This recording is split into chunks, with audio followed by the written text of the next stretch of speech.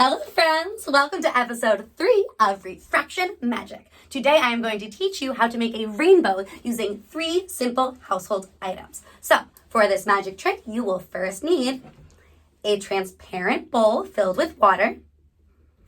You will also need a small mirror.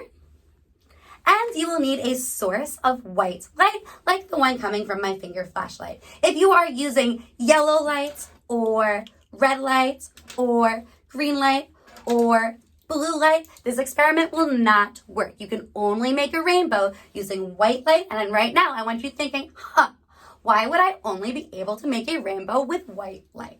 Okay, so what we are going to do first is take our mirror and simply place it into our transparent bowl filled with water at about a 40 to 42 degree angle.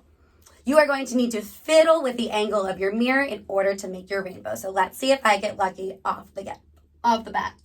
Ooh, I got very lucky off the bat. I've also been practicing a lot. Okay, so can you see that right behind me on this white wall? You can see that the white light, instead of reflecting just white, it's separating and refracting into red, orange, yellow, green, blue, indigo, violet. And if this was not working initially, maybe the angle of my mirror was too severe, and I'm going to make a more relaxed, gentle angle to make my rainbow. And of course, now I lost it. There it is.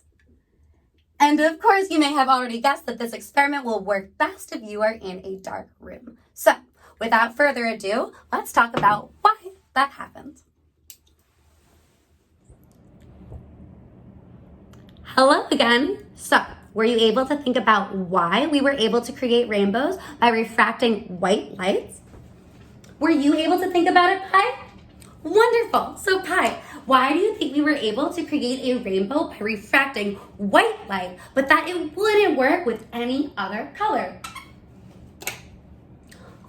Wonderful, Pi. So it's basically the opposite of our experiment from earlier this week. Right now we can see all of the colors of the rainbow.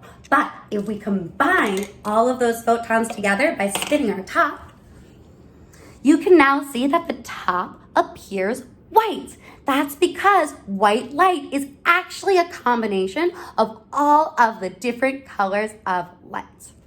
Wow. That's pretty cool because in art, when we mix all of our paint together, it turns black. But when we are mixing the photons themselves, all the colors of the rainbow, red, orange, yellow, green, blue, indigo, and violet, combined creates white. So right now, my jacket and the projector screen behind me are all reflecting back every single color of the rainbow, and that's why it appears white to you. Isn't that neat? Okay, friends, so I hope you have a wonderful time creating rainbows, and I hope you have a lot of success.